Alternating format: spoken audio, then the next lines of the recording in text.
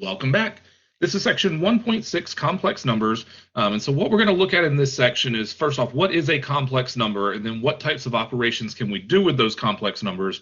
And the reason we save this section for now is because when we get to section 3.5, that's the first real time we need complex numbers in this course. So I always save section 1.6 until right before we actually need that. All right, so what is a complex number? Well, a complex number is an expression of the form a plus bi, where a and b are going to be real numbers, and I squared is equal to -1. So if we think about the fact that I squared is equal to -1, if I want to know what I is equal to, I would just take the square root of both sides here, and so that's going to give us I equals the square root of -1. And so in the past, whenever we got the square root of a negative value, we just said there was no real solution to that.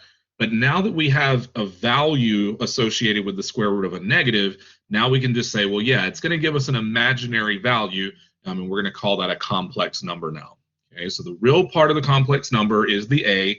The imaginary part in this case is the b value. So just the coefficient, we're going to call that the imaginary part.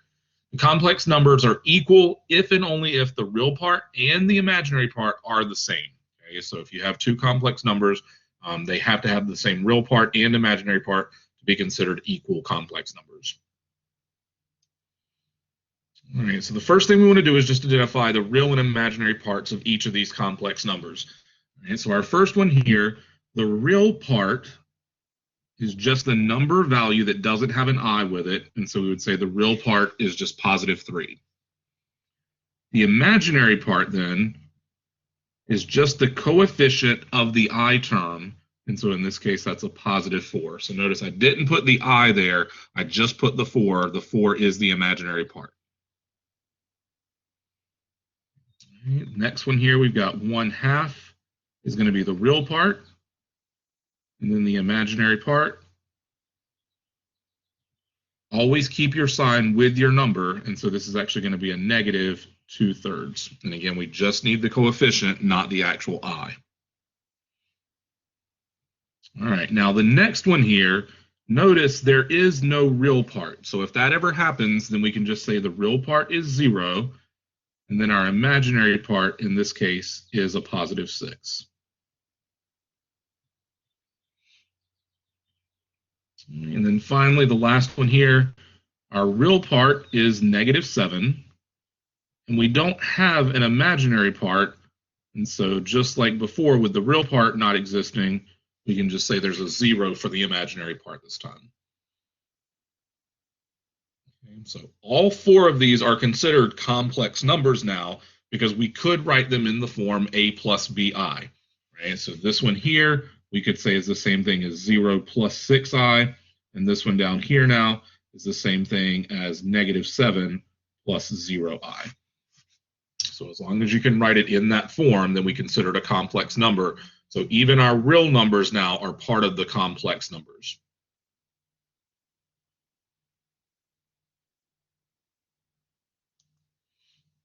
All right, now a pure imaginary number is something like 6i, where the real part is 0, right? We would call that pure imaginary. Okay, so if there is no real part, the real part is 0, we consider that a pure imaginary number. Now, some operations that we can do with our complex numbers. Okay, so if we have an a plus bi plus a c plus di, so notice we've got different real parts, different imaginary parts there, we can still combine like terms. So we can add together the real parts, we can add together the imaginary parts. So if I add together the real parts, that's going to give us the a plus the c. And then when I add together the imaginary parts, we're just going to add their coefficients here. So that's where this b plus d and then times I comes from. Same thing with subtraction. We can combine like terms. So I can subtract the a and the c value. That's where we get a minus c. And then I can subtract the bi minus the di. Again, I'm just subtracting those coefficients first, and then I just make it an I term. Now, in terms of this next one, it's actually easier just to think of this as FOIL, right? And then it leads to what we have there on the right-hand side. So we have a times c. That's going to give us ac. A times di is our outer term, so that's going to be plus a di. Then our inner terms is going to be plus bci. And then our last terms are going to get plus BDI squared. Now, if you remember back to that first slide, we said I squared is equal to -1. So whenever I have an I squared, I can change that. We're going to have AC plus ADI plus BCI plus BD times -1. Which means that last term now just becomes a minus. So we end up with AC minus BD plus ADI plus BCI. And then if you look, we can factor out that I from those second two terms there. So that's where we get the AD plus BC. That's this part. And then the AC minus BD. That's this part. So again, I would suggest rather than memorizing a formula for what that's going to look like, just understanding we can just FOIL when we multiply two complex numbers together. And anytime you get an I squared term, I squared becomes a -1. Then we combine our real parts, combine our imaginary parts.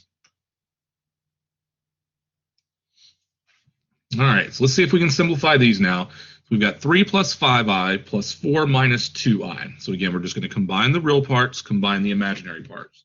We have 3 plus 4, that's going to give us a 7.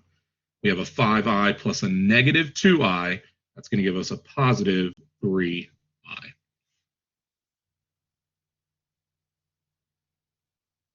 Now the next one we're subtracting, so we have to make sure we're subtracting everything in that second set of parentheses.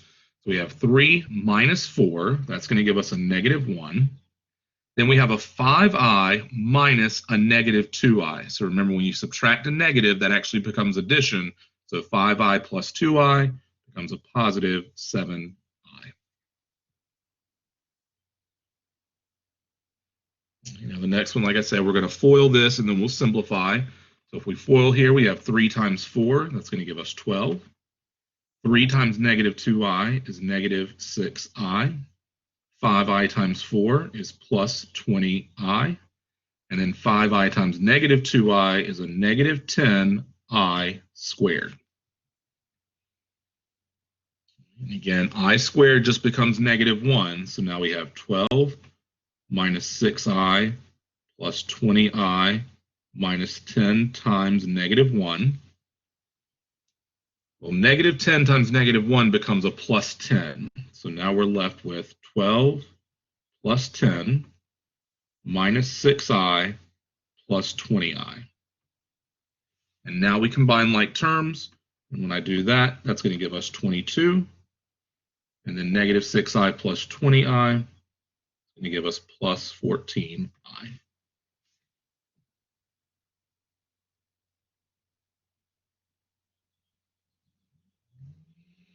All right, now the last one we have I to the 23rd power. Well, what I'm going to do is I'm going to start just going through I to the first, I to the second, I to the third, right? And just get an idea of what might be happening here. And then we'll see what we think I to the 23rd power is going to be. Well, you know, I to the first power is just I. We already know that I squared is equal to -1. So if I do I to the third power now, we could think of that as I squared times I. Well, I know I squared is -1. I know I is just I. So that's going to give us a -1i or just -i. Then I to the fourth power, we can say is the same thing as I squared times I squared, which is just -1 times -1, which is going to give us a positive 1.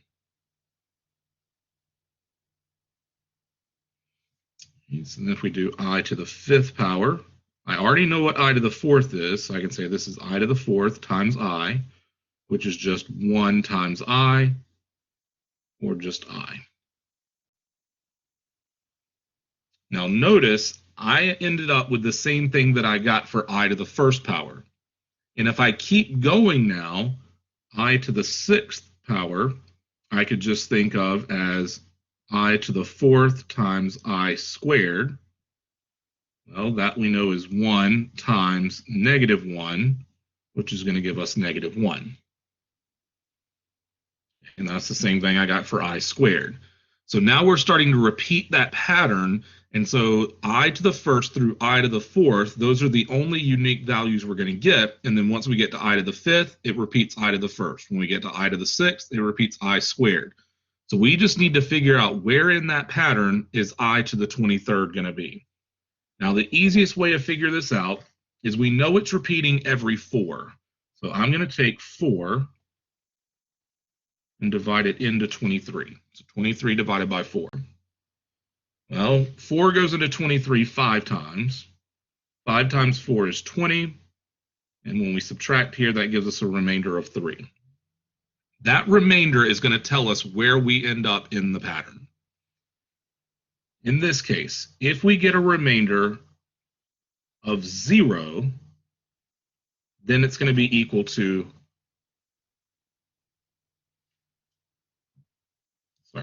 remainder of 0 is going to be equal to 1. So basically, if 4 divides evenly into it, okay, then we know we're going to get this line right here, which is going to give us 1.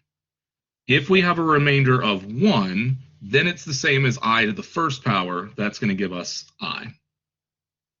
A remainder of 2 means that we're going to end up with the same thing as I squared, which is -1. And a remainder of 3 is going to be just like I to the third power, which is -I. Since we got a remainder of 3 this time, that tells us we're looking at this one down here. And so this value should just be equal to -I.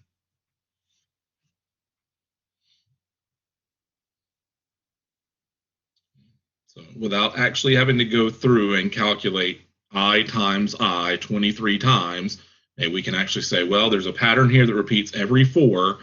See how many times 4 goes into that exponent. Whatever your remainder is now is going to tell us where we are in that pattern. Okay, so again, a remainder of 0 means we're just equal to 1 because that's I to the fourth power. And then a remainder of 1 would be like I to the first, which is I. A remainder of 2 is like I squared, which is -1. And a remainder of 3 is like I cubed, which is -I.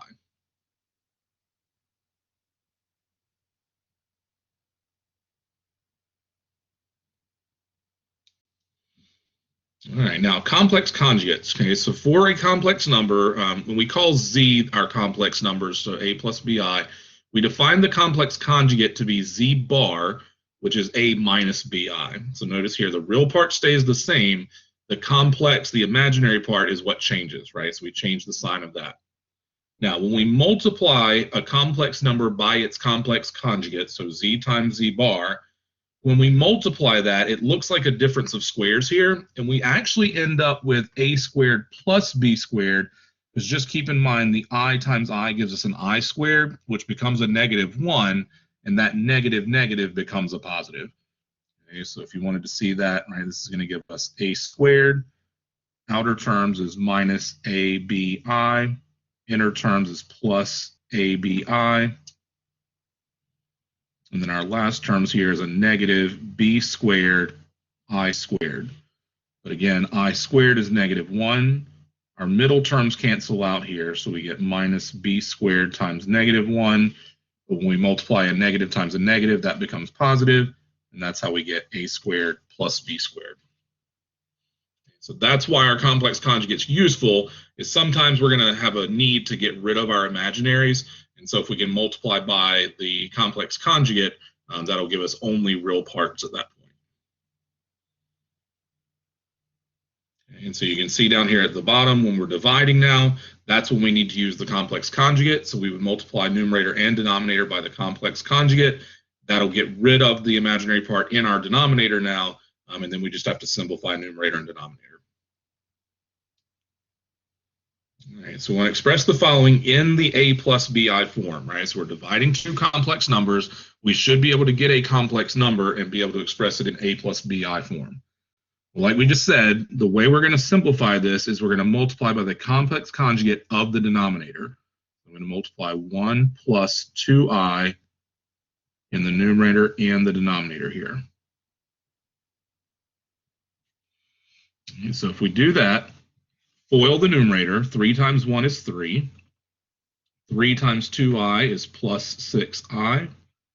5i times 1 is plus 5i. 5i times 2i plus 10i squared. Over, and then if we do the denominator, 1 times 1 is 1. Outer terms here, plus 2i. Inner terms, minus 2i. And our last terms, negative 4i squared. Now we simplify.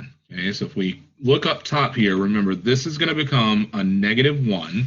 So we have 10 times negative 1, which is negative 10. Combine that with the 3, that's going to give us a negative 7.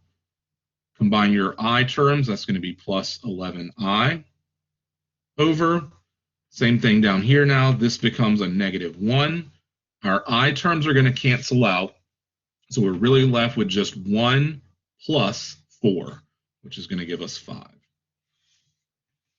Now, we need to express this in a plus bi form. So what we want to do now is actually divide each one of those terms by 5, so we end up with negative 7 over 5 plus 11 over 5i. So if it's asking for a plus bi form, we have to have a real part and an imaginary part. So actually simplify that down into its 2 separate terms, and that's what we're going to get.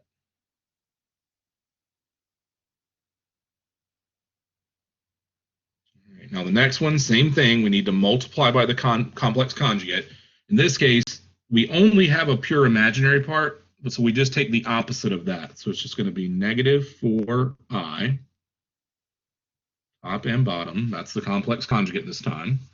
So when we multiply that, that's going to give us a negative 28i, and then a minus 12i squared, over, and then 4i times negative 4i is negative 16i squared. Now we simplify. Well, we don't have anything to combine up top, so this just gives us negative 28i. The I squared, remember, is a negative 1, so that just becomes a positive 12. Over, same thing with this I squared, that's a negative 1, so 16 times negative 1 becomes a positive 16. Now, just like before, we need to put each term over 16, so we can get it in a plus bi form. I'm going to put my real part first, so 12 over 16 minus 28 over 16i. And then always simplify your fractions if you can. 12 over 16, 4 goes into both of those, so that's 3 over 4. Minus, same thing here, 4 goes into both of those terms, so that gives us 7 over 4i. With all division of complex numbers, you should be able to get your final answer in a plus bi form. Okay, so just make sure you get rid of all the I squares, change those to negative 1s, combine all your real parts, combine all your imaginary parts, and you should be able to get it down to that form.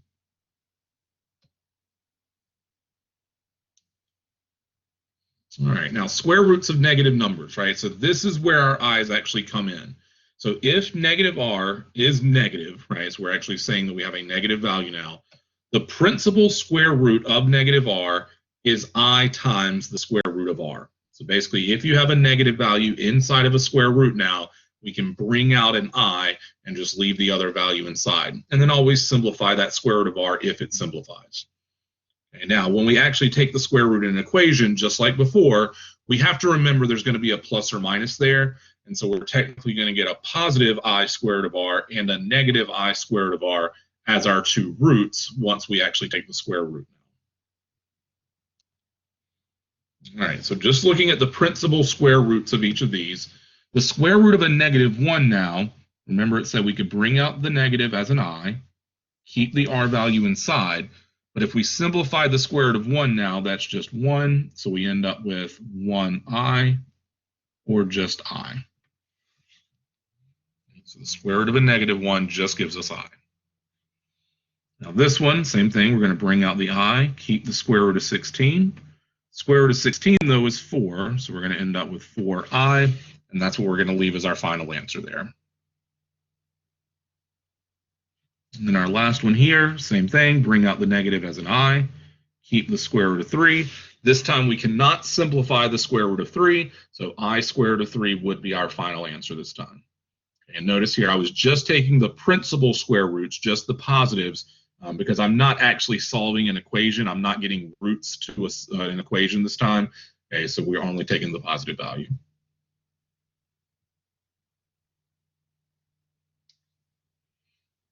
All right, so now we want to evaluate this, right? And we're going to express the result in the a plus bi form. So first thing I'm going to do is simplify all of my square roots that I have under here. Okay, so before we can FOIL, we have to simplify those square roots. Well, if I look at this first one, I know that I have a 4 times 3 in the 12 here, so that's going to give us 2 square root of 3 minus this negative inside the square root of 3. I can bring that out as an I, so we get I square root of 3. The next term here, we're just going to have a 3 plus, and then the square root of negative 4, we can bring out the I, and the square root of 4 is 2, so we're going to get 2I. So always simplify those square roots first, then you can FOIL. Now when we FOIL, we're going to get 2 square root of 3 times 3. That's going to give us 6 square root of 3. Outer terms here, we're going to have 2 square root of 3 times 2I. That's going to be plus 4I square root of 3. Inner terms here, we're going to get a negative 3I square root of 3. And our last terms, we're going to get a minus 2I squared square root of 3. So now we can combine any like terms that we might have. Keep in mind here, this I squared is a negative 1, so that's going to turn that into a positive 2 now. So we end up with 6 square root of 3 plus 2 square root of 3. That's going to give us 8 square root of 3. 4I square root of 3 minus 3I square root of 3 is going to give us a positive I square root of 3. And this is in the form that we wanted, a plus bi. The a is the 8 times the square root of 3, and then the bi is the square root of 3 times I piece. Again, the key there, if you had multiplied before simplifying your square roots, you would actually lose a lot of your i's when you multiply those two negatives together. Okay, so you have to make sure that you actually simplify those square roots first before you can actually FOIL here. All right, now we're going to solve an equation. Okay, so we've got x squared plus 9 equals 0. So this is a simple quadratic. So the first thing I'm going to do here is just try to get x by itself. I'm going to move the 9. So I've got x squared equals negative 9. Now we can take the square root of both sides of this equation. So when I do that, I'm going to get x equals, and remember, we're always going to have a plus or minus here, the square root of negative 9. Now we just have to think about what the square root of negative 9 is. Well, we said if there's a negative inside of a square root, that's automatically going to give us an I term, and the square root of 9 is 3. We should just get plus or minus 3i. So this is a case where we actually do get the plus or minus because now we're actually solving an equation, finding the roots of that equation. So we have to remember the plus or minus. All right, now this next one, if it factored, right, then that's the way we would want to go about this. In this case, the factors of 5 are 5 and 1. But in this case, because the signs have to be the same, we're never going to get a 4x in the middle. Okay, so we're going to have to use quadratic formula on this one. So I'm going to say x equals negative b, so negative 4, plus or minus the square root of b squared, which is 4 squared, minus 4ac, 4 times 1 times 5, all over 2a, which is 2 times 1. And now we simplify, so we get negative 4 plus or minus the square root of 4 squared is 16. Negative 4 times 1 times 5 is negative 20. And all of that is over 2 times 1, which is 2. Now we subtract what's inside of our square root there. Negative 4 plus or minus the square root of negative 4, all over 2. Square root of negative 4, we've already looked at that one, right? The square root of a negative gives us I, square root of 4 is 2. So now we're left with negative 4 plus or minus 2i, all over 2. And now we need to get it in a plus bi form. So we're going to divide each one of those terms by 2 this time. So that's going to give us -2 plus or minus, and then 2i divided by 2 just gives us an I. And so now our solutions are -2 plus I and -2 minus I.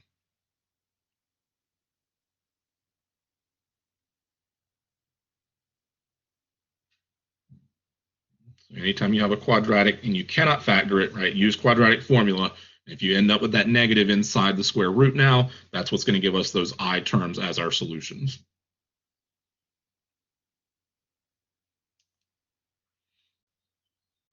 All right, now, last example, we've got 4x squared minus 24x plus 37. We want to show that the solutions of this equation, right, and this would be equal to 0, sorry. And the solutions to this equation are actually complex conjugates of each other. Okay, so we're going to use quadratic formula again. That's going to give us 24 plus or minus the square root of -24 squared minus 4 times 4 times 37 all over 2 times 4. All right, so now we simplify here. We've got 24 plus or minus the square root of -24 squared should give us 576. Then we have a -4 times 4 times 37, which gives us -592. All over 2 times 4 is just 8. Right, now we subtract. We have 576 minus 592. That's going to give us a -16 this time. So 24 plus or minus the square root of -16 all over 8. Square root of -16, we're going to have 24 plus or minus 4i, because again, the square root of a negative gives us the I. Square root of 16 is 4. It's still over 8. And so now when we divide each one of those, 24 divided by 8 gives us 3, plus or minus 4i over 8. 4 over 8 is 1/2, so we have 1/2 I. So technically our two solutions this time are 3 plus 1/2 I and 3 minus 1/2 I. And as we can see in this case, those are indeed complex conjugates of each other, right? 3 plus something I, 3 minus something I are going to be complex conjugates.